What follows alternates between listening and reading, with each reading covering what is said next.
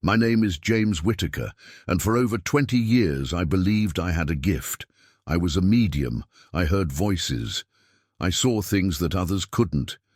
People came to me searching for answers, and I gave them peace, or at least I thought I did. The spirits whispered to me, guided me, revealed hidden truths. I trusted them. I believed they were benevolent, that they wanted to help. But I was wrong. I didn't realize it at the time, but the warning signs were always there. I was born in York, England, but for most of my life I lived in a quiet village in the Scottish Highlands. It was the kind of place where everyone knew each other, where stories of the supernatural were common. People respected my abilities, some feared them, but no one questioned them. For years, I conducted seances, spoke with the dead, and delivered messages from the other side.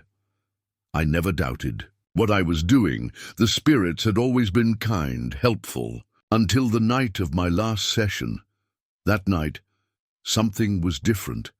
The air felt heavy, charged with an energy I couldn't explain. The voices were quieter, distant, as if they were watching instead of speaking.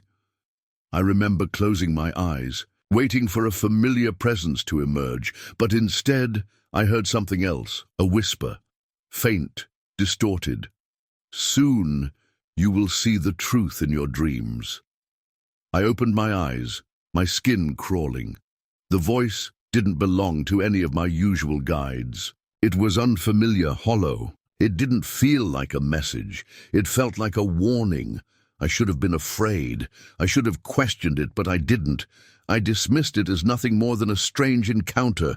I didn't know that in just a few days I would be lying on an operating table, slipping away from this world, and I would finally understand what that whisper truly meant.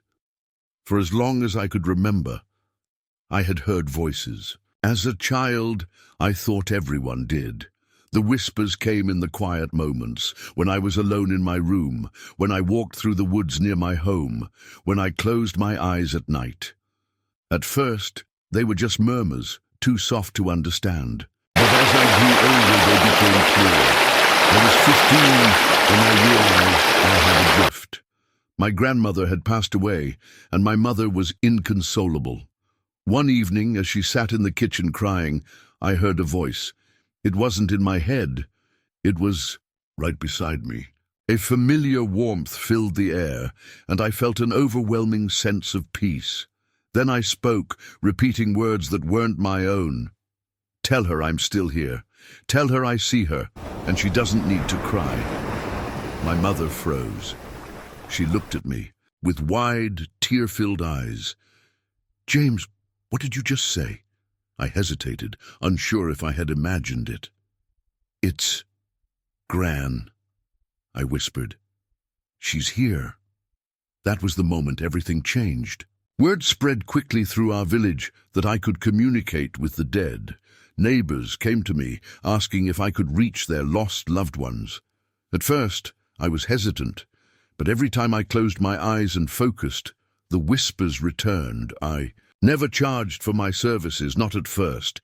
I truly believed I was helping people, parents who had lost children, widows mourning their husbands. I gave them comfort. I passed on messages that made them cry, made them believe. And I believed, too. Over the years I refined my abilities. I learned to separate the voices, to identify which spirits were speaking to me. Some were stronger than others, clearer, more direct. I called them my guides, and they became my constant companions. They told me things before they happened. They whispered truths about people I had never met. They never asked for anything in return, only that I listened. By the time I was in my 20s, I had fully embraced my role as a medium. I traveled across Scotland, holding seances in old manors, abandoned churches, even castles rumored to be haunted. Every place had a history, and every history had a lingering presence. Some nights, I would wake up to shadows in my room, figures standing at the foot of my bed. They never spoke, just watched. I convinced myself they were harmless, that they were only passing through. Then the doubts began. It started subtly. A woman came to me asking to speak to her brother, who had died a year earlier. I closed my eyes, reached out, and a presence responded almost immediately. I relayed his words, his memories, until the woman's face turned pale. "My brother isn't dead," she whispered. I felt my blood run cold. "But I can hear him," she shook her head. "He was in a terrible accident last year. He was in a coma for months, but he survived."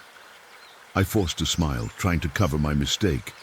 "Sometimes the spirit disconnects from the body during trauma," I said.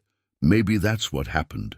She nodded hesitantly, but I could see the doubt in her eyes. I had felt it too. After that, the inconsistencies piled up. A spirit claimed to be a woman's mother, but when I described her, the woman shook her head. Her mother had looked nothing like that. Another presence gave details about a man's death, but when I researched it later, the information was completely wrong. I told myself it was just noise, confusion from the spirit world. But deep down, I knew something wasn't right. Then came the nightmares. At first they were just fragments, whispers, flickering lights, a feeling of something watching me from the darkness. But soon they became more vivid. In one, I was trapped. In a room full of mirrors, my reflection shifting, warping into faces I didn't recognize. In another, I saw myself conducting a séance, but the spirits I was calling weren't human. They were something else, something hiding behind familiar voices. And then came the final message, the one I ignored. "Soon you will see the truth in your dreams." I brushed it off as another cryptic warning, the kind I had heard countless times. Before, I didn't know that soon I would be the one crossing to the other side. And I would finally understand what those voices really were. The day of my surgery felt ordinary. I wasn't scared. It was a routine procedure, something the doctors had done countless times before. They had assured me there was nothing to worry about. I believed them. As I lay on the hospital bed, staring at the fluorescent lights above me, I thought about the message I had received days earlier. "Soon you will see the truth in your dreams." It echoed in my mind, but I dismissed it. My guides had given me cryptic messages before. This was no different. A nurse adjusted my IV. "You'll start feeling sleepy soon," she said with a kind smile. I nodded, letting my head sink into the pillow. The room blurred. My limbs felt heavy. The sound of the heart monitor slowed. Voices became distant. Then everything faded into black, and then I woke up. But I wasn't in the hospital. I stood in a vast, empty space. A void stretching endlessly in all directions. There was no sky, no ground, no walls, just an infinite darkness surrounding me. It was silent, too silent. I looked down. My body was there, but it didn't feel real. I felt weightless, disconnected, as if I were floating while standing still. Then a sound, a whisper. It came from everywhere and nowhere at once, threading through the darkness like a slow, crawling wind. "James." I turned sharply, but there was nothing, just the void. "James, we've been waiting for you." I swallowed hard, my chest tightening. The voices were familiar, too familiar. These were the same spirits I had spoken to for years. My guides, but something was wrong. There was no warmth in their tone, no kindness, only something cold, watching, waiting. I took a step forward, but the ground, if there was any, didn't shift beneath me. I wasn't walking. I was moving without moving. The darkness rippled, stretching in unnatural waves. Then shapes began to emerge. Shadowy figures flickered at the edges of my vision, shifting in and out of existence. I strained my eyes to see them, but every time I tried to focus, they dissolved like smoke. "Come closer," one voice beckoned. "See what you have always known." A dim glow appeared in the distance, like the first hint of dawn. I moved toward it, my pulse pounding in my ears. if I even still had a pulse. As I neared the light, the shadows around me deepened, growing taller, denser, like a great mass pressing in on all sides. And then I saw them, figures, dozens, hundreds, shapes writhing in the darkness, their mouths open in silent screams, their faces twisted in expressions of torment. Eyes, empty, hollow, desperate, locked onto mine. A chill unlike anything I had ever felt slithered through me. These were not spirits of the dead, they were something else. One of them reached out, a hand skeletal and stretched unnaturally long, clawing toward me. I stumbled back, my breath ragged. The whispering grew louder, an overlapping chorus of voices, some calling my name, others murmuring in languages I didn't understand. James, look at us. We were like you. The light ahead pulsed, flickering like a dying flame. I took another step forward, my instincts screaming at me to run. But to where? There was nothing behind me, nothing anywhere, only this, a voice deeper than the rest, cut through the chaos. You thought you were in control. The shadows trembled. You thought we served you. The glow ahead turned blood red. You were never in control. A figure emerged from the crimson light. It was massive, towering, its form shifting like a living shadow. It had no true shape, no solid form, just a presence, heavy and suffocating. I couldn't move. You were always ours. A terrible force slammed into me, dragging me downward. I fell, weightless, my body spiraling through the darkness. The whispers became laughter, mocking, cruel. I clawed at the air, but there was nothing to hold on to, nothing to stop my descent. Then, pain. Not physical pain, but something deeper. My very existence was being crushed, pulled apart, consumed. I tried to scream, but the void swallowed the sound. I had spent my life speaking to spirits. Now I was seeing them for what they truly were, and I realized, far too late, they had been lying to me all along. I was falling, or at least that's what it felt like. But there was no wind, no gravity, no sensation except for the crushing weight of the darkness swallowing me whole. It pressed against me like invisible hands, tightening around my chest, sinking into my skin. The voices hadn't stopped. They whispered, they laughed, they mocked me. Some murmured words I couldn't understand, ancient and twisted. Others hissed my name, drawing it out like a curse. James, you never listened. You thought you were special. You thought you had control. I couldn't breathe. I couldn't think. The shadows curled around me, shifting, warping, merging into something. Worse, figures began emerging from the abyss. Their faces, I recognized them, not from my life. Not from reality, from my seances. I saw the people I had spoken to over the years, the spirits I had connected with, the voices I had trusted. But they were wrong. Their eyes were hollow voids, their mouths stretched in silent screams.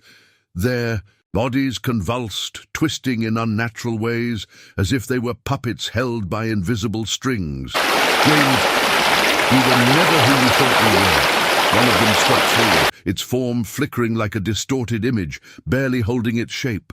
Its mouth opened and closed, but the words weren't coming from its lips. They echoed all around me, crawling into my skull. We never guided you. We never helped you. We only used you. I shook my head, stumbling backward, except there was no ground beneath me. No escape. Only them. Then, the shadows behind them began to move. A presence loomed in the distance, vast and suffocating. It wasn't a figure. It wasn't a creature. It was everything. A force, an entity, something so immense that it bent the very fabric of the void around it. It pulsed, shifting between forms, never settling on one. I felt it looking at me, not with eyes, but with something deeper, something far worse. It didn't speak. It didn't have to. The moment I felt its presence, I understood. This was what I'd been serving, not spirits, not lost souls, not benevolent guides, something else, something ancient, something patient. It had let me believe I was in control. It had whispered in my ear, fed me knowledge, given me glimpses of the unknown, not to help me but to keep me blind, and now that I was here, it was done pretending. You were always ours. The words struck me like a physical force, rattling through my bones. The shadows surged forward, wrapping around me like chains, dragging me closer to the entity. I struggled, but there was nothing to fight against. I was powerless. A grotesque laughter rippled through the abyss. It wasn't coming from any single source. It was everywhere, a chorus of amusement at my stupidity. Did you really think we answered because you were gifted? Did you think we served you? No, James. We were never your guides. You were our tool. Memories flashed through my mind. Every séance, every whisper, every moment I had believed I was speaking to spirits. It had never been them. It had always been this presence, this force. It had twisted itself into whatever I needed to believe. It had fed me half-truths, just enough to keep me coming back. And now I was here, with them. The laughter stopped. The silence that followed was worse. The entity moved, not physically, not in any way I could describe, but the void around it shivered, rippling outward like a dying star collapsing into itself. I felt something, not a hand, not a body, but something deeper, reach for me. And then, pain. It didn't burn. It didn't cut. It tore. Something was being ripped from me, pulled apart strand by strand. I screamed, but the sound never left my throat. You never questioned us. You let us in. And now, we take what is ours. I was being unmade. The thing that made me, my memories, my thoughts, my very essence, was being consumed. And just as the last piece of me was about to be devoured, a light. It wasn't distant. It wasn't weak. It exploded into the abyss like a supernova. The shadows recoiled, writhing in agony. The entity let out a sound, not a scream, but something deeper, a reverberation of pure hatred. The grip around me shattered. I fell, not downward, not upward, but away, and in the center of that blinding, burning light, a presence. Unlike anything I had ever encountered, unlike anything I had ever believed in, it did not speak, it did not have to, because I knew, in that instant, what it was. And more importantly, I knew why the darkness feared it. I was weightless, suspended, between the collapsing darkness and the overwhelming radiance that now surrounded me. The presence within the light wasn't just strong, it was absolute. Unlike the spirits I had once trusted, unlike the entity that had tried to consume me, this force didn't whisper, didn't manipulate. It simply was.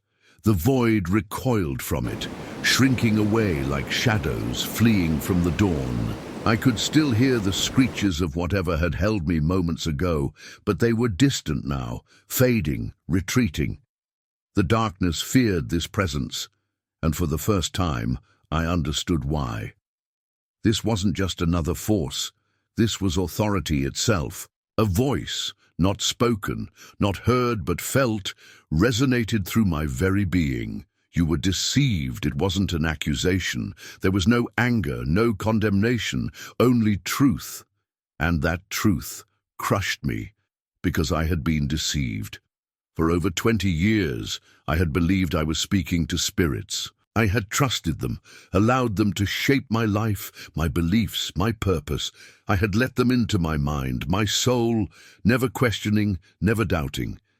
And now, standing in the presence of something so much greater than all of it, I saw everything clearly. They had never served me. They had only used me. I fell to my knees, if I even had knees in this place.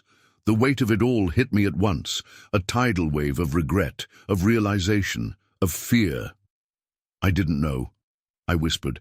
The light surrounded me, steady, unwavering. You never asked. The words struck deep. Not a punishment, not a judgment, just truth. I had never asked. Not once in all those years had I questioned the spirits I spoke to. Not once had I considered that they might not be who they claimed to be. I had accepted their voices, their words, their so-called wisdom, because I wanted to believe. I had been blind. What? What were they? My voice trembled, barely a whisper. The presence didn't answer in words. It showed me. Memories flooded. My mind, every séance, every whisper, every moment I had reached out to the other side. But this time I saw the truth. I saw the shifting faces, the hollow eyes, the deception woven into every interaction. I saw the spirits I had trusted laughing behind the veil, twisting their words to lure me in deeper. I saw them feeding off my faith, growing stronger every time I listened. And I saw where they came from, not lost souls, not lingering spirits, something older, something that had existed long before I had ever opened myself to them. They had worn many masks, they had played their roles well, and I had never questioned them. A shudder ran through me. I wanted to turn away, to shut my eyes and forget. But in this place there was no hiding from the truth. "What happens now?" I asked, my voice breaking. The light pulsed, surrounding me in warmth, in something I couldn't fully describe, something I had never felt before. Love. Not the shallow, conditional kind I had known in life. Not the fleeting comfort I had once found in my séances. This was unshakable, absolute, undeniable, and it didn't make sense. I had spent my life serving the wrong side. I had led others into deception. I had mocked those who warned me. I had ignored every sign, every chance to turn away. And yet, this presence wasn't rejecting me. It was offering something, a choice. I felt it. I understood it. I could turn away from everything I had once known, leave the darkness behind, and accept the truth. But I hesitated, not because I wanted to return to what I had been, but because I didn't think I deserved this. After everything I've done, how can I be forgiven? The light didn't waver. I died for you too. The words ripped through me, not spoken, not forced, just there, undeniable, absolute. I had spent years believing I had control over the unseen. I had thought myself wise, enlightened, powerful, and now, in this moment, I saw myself for what I truly was. Lost. I had never been in control. I had never wielded power. I had only ever been a pawn, and despite that, despite everything, this presence still wanted me. Tears burned my eyes. I reached out, not knowing if I even had a hand to extend. The moment I did, everything changed. I gasped. Air filled my lungs like fire, burning, searing. My chest heaved, my body convulsing as reality crashed over me like a tidal wave. I was back. The sterile scent of antiseptic filled my nostrils. The hum of machines, the rapid beating of a heart monitor, the faint murmurs of voices. Everything was too loud, too real. A nurse shouted something, calling for the doctor. Footsteps rushed toward me. Hands pressed against my arms, my forehead checking my pulse, adjusting wires, my vision blurred, my body weak, but I could still feel it. The weight of where I had been, the truth of what I had seen. I had died, and I had been saved. A doctor leaned over me, shining a light into my eyes. His voice was distant, muffled. "James, can you hear me?" I tried to speak, but my throat was raw, my voice barely a rasp. "You gave us a scare," he continued. "We lost you for almost 4 minutes. 4 minutes. It had felt like an eternity." I blinked, struggling to process everything. My mind was still trapped between two realities, what I had just escaped from and where I was now. The doctor said something about my vitals stabilizing, about how I needed rest. The nurses murmured in agreement. But I wasn't listening, because I wasn't alone. They were still there, not the presence from the light, not the one that had saved me, them, the ones who had whispered to me my entire life, the ones who had lied. The hospital room was dim, but I saw them, lurking in the corners just beyond the reach of the fluorescent glow. Shadows, shifting, watching, waiting. I had spent years calling them my guides, my protectors, my allies. Now I saw them for what they really were. They weren't spirits. They were leeches, and they were angry. A chill spread through my body, ice settling deep into my bones. My hands trembled. My pulse pounded against my skull. They knew I had seen the truth, and they weren't going to let me go so easily. I couldn't stay silent, not after what I had seen, not after what I now knew. For years, I had built my life around a lie, convincing others of something I had never truly understood myself. I had trusted the voices, let them shape me, let them guide me, and now I could feel them. Watching, they were still there. They had never left, but something was different now. For the first time I saw them for what they truly were, and for the first time they knew that I knew. I turned on my camera. The screen flickered. My hands trembled as I hovered over the record button. What was I even trying to do? Would anyone believe me? Would they even care? I took a deep breath. The words sat heavy in my throat. My name is James Whittaker. And I was wrong. I let the silence stretch between me and the camera. How could I explain everything? How could I make people understand? The seances, the whispers, the presence that had almost taken me, the light that had pulled me back. I ran a hand down my face, exhaling shakily. The truth was, I wasn't sure if I even understood it yet. I leaned back in my chair, staring at the dim glow of the screen. Maybe I didn't need to convince anyone. Maybe it wasn't about proving anything. Maybe it was just about speaking the truth because I had spent too many years believing a lie. I didn't press record. Not yet. Instead, I just sat there, staring at my own reflection on the screen, feeling the weight of everything that had happened. I wasn't the same person anymore. I didn't know what came next. But I knew one thing for certain. I would never listen to them again.